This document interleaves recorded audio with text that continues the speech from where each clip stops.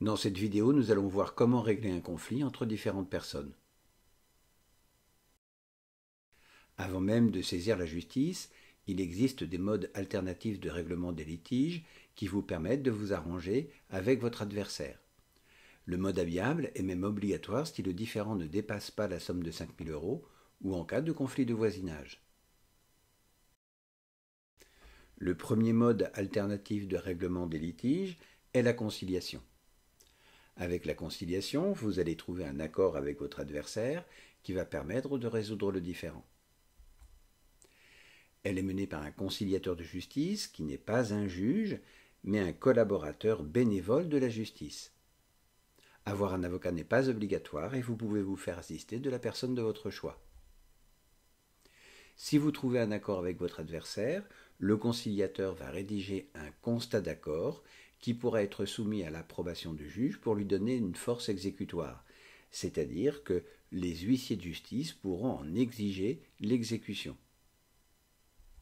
La conciliation dure 3 mois maximum, renouvelable une fois, mais si il y a un échec de la conciliation, le recours en justice est toujours possible.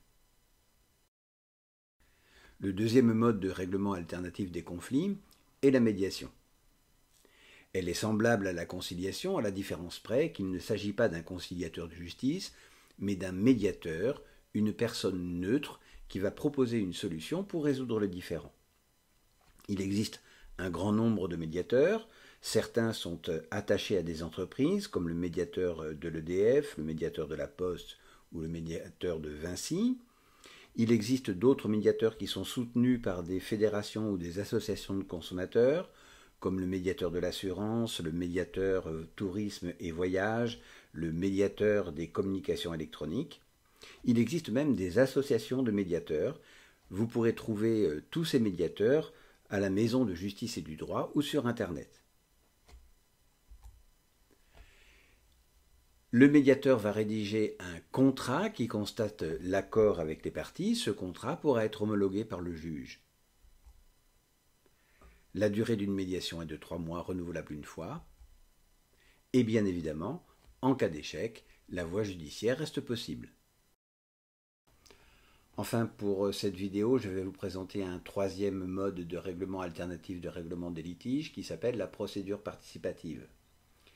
Ici, ce sont les avocats qui vont mener les négociations avec les parties afin de trouver une solution.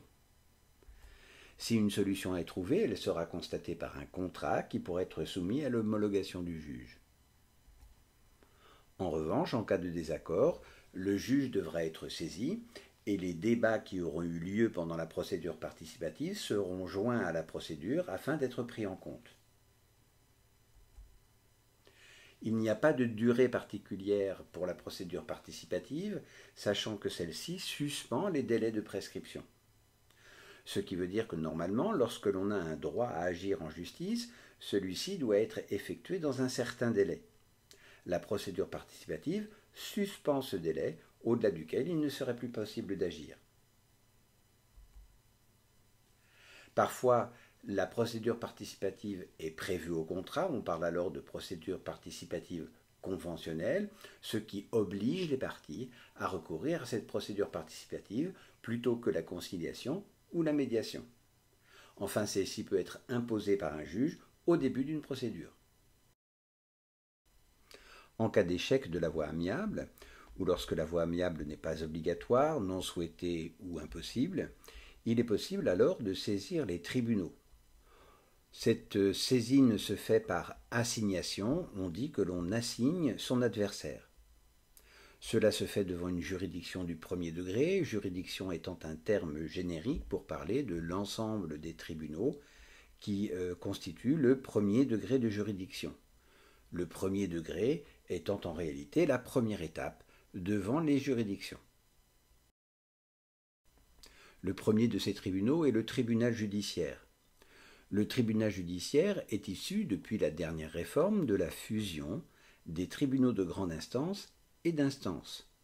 Il est composé de 3 juges professionnels et il y en a un minimum par département. C'est la juridiction de droit commun, c'est-à-dire qu'elle est apte à juger de n'importe quel type de litige entre les particuliers ou les entreprises, à moins qu'il ne soit dédié par la loi à d'autres tribunaux. La première des juridictions spécialisées prévues par la loi est le tribunal de proximité, composé d'au moins un juge. En réalité, le tribunal de proximité est une extension du tribunal judiciaire pour aller au plus près de la population. Le tribunal de proximité a été créé pour y placer spécialement le juge du contentieux et de la protection, qui s'occupe des tutelles, des crédits à la consommation, du surendettement, des expulsions de squatteurs et des baux d'habitation. Il est institué dans les anciens tribunaux d'instance. Deuxième juridiction spécialisée, le Conseil de prud'homme. Le Conseil de prud'homme n'est pas composé de juges professionnels, mais d'employeurs et de salariés désignés par les organisations professionnelles pour juger des litiges individuels du travail, des problèmes liés aux horaires de travail, aux contrats de travail, aux applications de conventions collectives, etc. Les litiges collectifs du travail, sur la validité d'une convention collective, sur les grèves par exemple, restent de la compétence du tribunal judiciaire. Enfin, pour cette vidéo, dernière juridiction spécialisée, le tribunal de commerce. Le tribunal de commerce n'est pas constitué de juges professionnels, mais de commerçants élus par les commerçants pour juger des litiges entre commerçants ou associés de sociétés commerciales.